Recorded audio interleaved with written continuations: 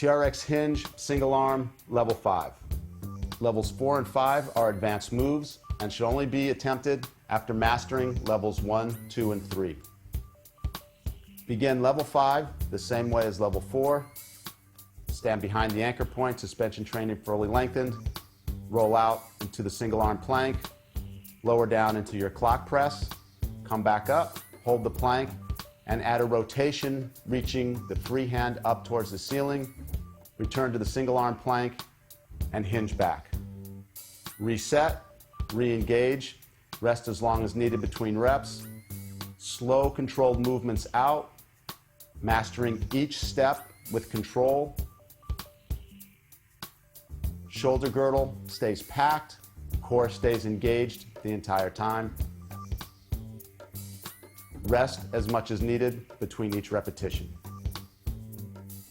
Focus on slow, controlled movement. Hold the rotation for a brief moment, return to the plank, and finish with the hinge.